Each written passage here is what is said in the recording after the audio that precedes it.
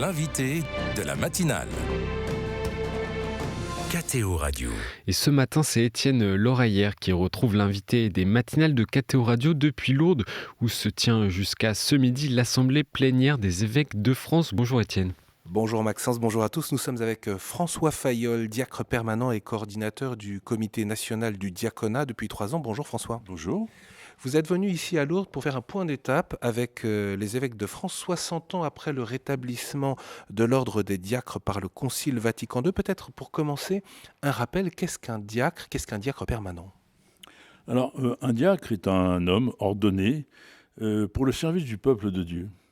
Et comme le dit Lumen Gentium, dans la diaconie, de la liturgie, de la parole et de la charité. Donc quelque chose de très large et une figure du diacre qui ne se résume pas du tout à la présence connue de beaucoup de sa présence à l'autel à côté d'un prêtre.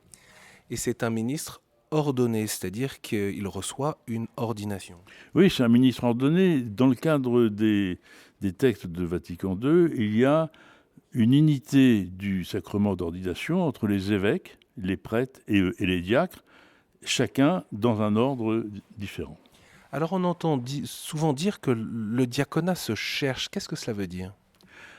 Je crois que depuis 60 ans, le diaconat se construit progressivement. C'est une figure qui avait été abandonnée aux alentours de l'an 1000. Il se cherche, il se construit. Il se construit différemment dans les pays et dans le monde. Il se construit différemment aussi dans chacun des diocèses. L'important aussi, c'est que le ministère diaconal soit bien inculturé dans un diocèse. Un diocèse rural, un gros diocèse urbain, ça n'est pas la même chose. Voilà. Et je crois que là, il y a quelque chose d'important de se dire que le diacre est au service du peuple de Dieu dans la charité, pour aller aux périphéries, pour aller chercher les plus éloignés des communautés. Et c'est ça vraiment un ministère important du diacre, c'est le ministère de rassembler dans l'Église.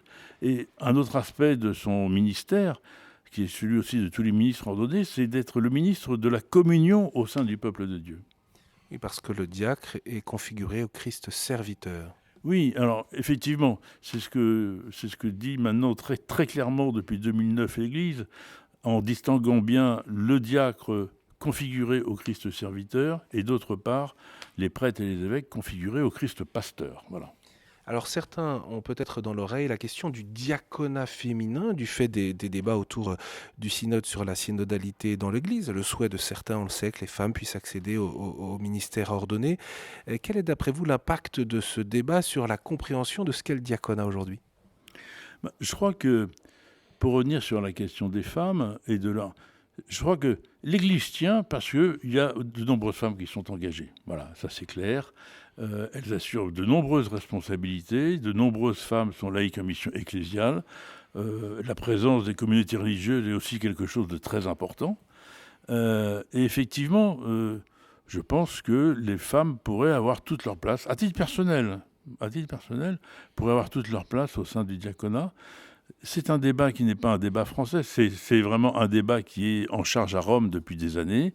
Ça se cherche, et on voit bien autour de la prochaine session du synode que c'est encore une question qui va se chercher. Voilà. Mais il me semble que lorsque Benoît XVI a repris la distinction Christ serviteur, Christ pasteur en 2009, eh bien voilà, il a peut-être ouvert une porte pour faciliter l'ordination des femmes au diaconat, sans venir perturber la demande de certains de l'ordination au presbytérat.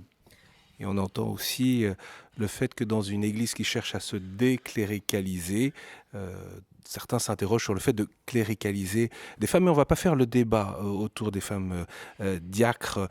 Maintenant, je vous propose d'évoquer la physionomie du diaconat permanent en France. Combien y a-t-il de diacres en France ? Alors, actuellement, il y a 3300 diacres en France, dont à peu près 140 dans les diocèses d'outre-mer. Donc voilà. Se dire aussi que l'âge médian, c'est 69 ans. La moitié des diacres ont moins de 69 ans, l'autre moitié a plus de 69 ans.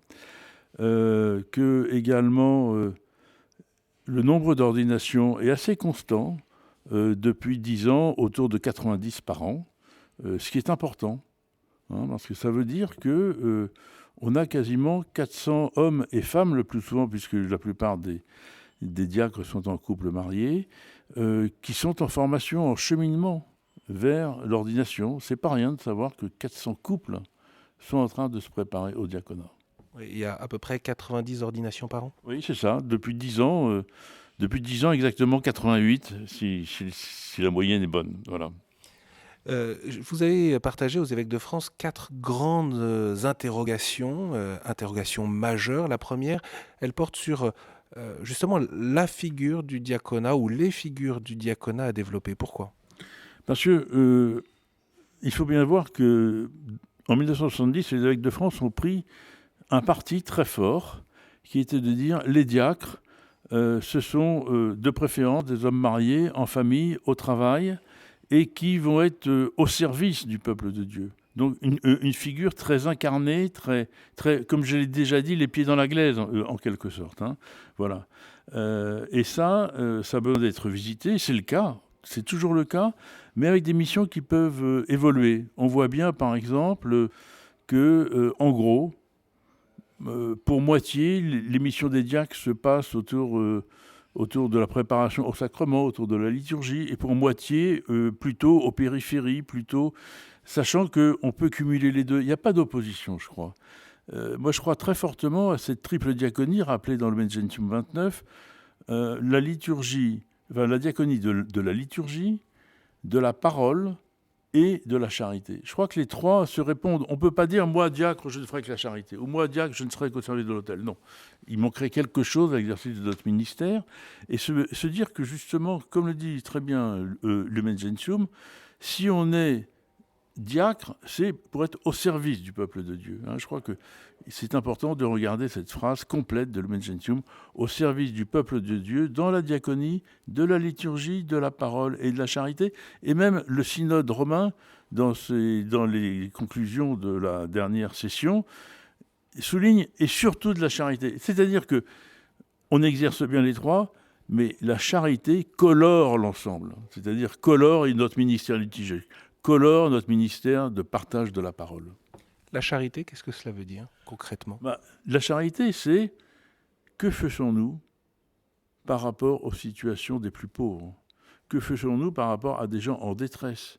Que faisons-nous par rapport à des gens qui sont, en gros, dans la peine ? C'est-à-dire, je vois bien de nombreux diacres, par exemple, des diacres qui sont aumôniers en prison, des diacres qui sont envoyés en mission auprès du Secours catholique, des diacres qui sont envoyés en mission auprès des communautés homosexuelles, etc. C'est-à-dire, le diacre, dans sa mission de communion, est l'un de ceux, parce qu'il fait des allers et retours, est l'un de ceux qui peut amener au sein du peuple de Dieu. Et quand je dis ça, ça ne veut pas dire forcément sur le banc de l'Église, mais amener dans le cadre, au sein du peuple de Dieu, l'ensemble de ceux qui sont les plus éloignés. Voilà. Et c'est ça, quand le pape nous envoie aux périphéries, nous, les diacres, on est bien au service de cette mission donnée par le pape. Et la présence, ça manifeste la présence de l'Église justement à ces périphéries. La deuxième interpellation, ou question que vous avez portée devant les évêques, c'est l'interpellation au diaconat. Oui, alors, on voit bien actuellement qu'on est sur une espèce de plateau en nombre d'ordinations. Ça veut dire qu'on est sur un espèce de plateau en termes d'interpellation. Il faut bien savoir que très peu de diacres se présentent à leur évêque en disant « je voudrais être diacre ». Non. La majorité des diacres, on a été interpellés dans le cadre d'une de nos communautés d'appartenance, on a été interpellés par le diocèse et on a accepté, avec notre épouse le plus souvent, de cheminer pendant 4 ans avant l'ordination, pendant 5 ans même avant l'ordination. Voilà. Et je crois que là, on a besoin de renouveler un peu cette dynamique d'interpellation avec une question importante. On n'interpelle pas parce qu'on a un trou ou une mission à boucher quelque part. On ne recrute pas un diacre. Non, on l'interpelle pour un ministère. Et cette interpellation est importante. Il faut la réfléchir en se posant la question, en église, en diocèse, en paroisse, dans quel lieu l'église devrait être présente et dans quel lieu la présence d'un diacre est à ce moment-là pertinente pour affirmer la présence de l'église auprès des plus lointains. Non pas pour faire quoi, mais pour être signe de quoi et oser interpeller les jeunes. Troisième grande question, François Fayolle, c'est prendre soin de la vie et du ministère des diacres. Pourquoi ? Je crois que on est ordonné diacre pour beaucoup autour de 50 ans. Ça veut dire que notre ministère, on va le porter toute notre vie. On va avoir des missions différentes. On va vivre aussi des mutations professionnelles, des mutations familiales. Certains vont connaître le veuvage. On a aussi des épouses qui sont des membres importants des fraternités diaconales, qui vont connaître, elles, le veuvage au décès d'un diacre. On a des diacres qui vont avoir une mutation professionnelle. Comment ça s'accompagne ? Et ça, je crois que tout ça, c'est important. La fraternité diaconale est un lieu très fort dans tous les diocèses, que beaucoup de prêtres nous envient, parce que le presbytérium n'a pas cette qualité-là. Et cette fraternité, on a besoin, en son sein, de se dire comment on prend en compte, comment on prend soin. Moi, j'aime bien le thème de prendre soin de ceux qui sont peut-être en difficulté à un moment donné. Et puis, quatrième question, c'est la formation des diacres, qui est aussi un enjeu. Alors, effectivement, la formation est quelque chose d'important. Elle est organisée généralement en interdiocèse ou en province, avec un élément fort, c'est que cette formation, c'est à la fois celle des diacres et les épouses y participent. Et comment cette formation peut au mieux participer à la préparation de la vie du ministère. Et voilà, je crois que ça, c'est important. Et nous n'avons pas évoqué, parmi ces questions, la relation des diacres avec les prêtres. Comment ça se passe ? Alors, la majorité des diacres sont heureux de leur ministère. Mais ça ne veut pas dire pour cela qu'il n'y a pas quelques problèmes avec des prêtres.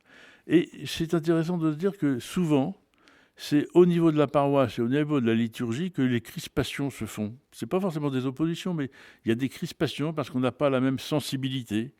Et puis on a un certain nombre de prêtres, notamment les prêtres venus d'ailleurs, qui ne connaissent pas le diaconat dans leur pays. Et donc pour eux aussi, il y a toute une découverte d'un ministre nouveau qui est à leur côté à l'autel.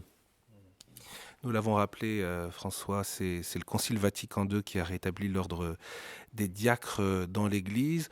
En quoi est-ce pour vous un atout pour l'annonce de l'Évangile dans une culture largement déchristianisée comme en France ? Et c'est un peu la question de fin que j'aimerais vous poser après avoir évoqué ces questions qui se posent aujourd'hui au diaconat en France.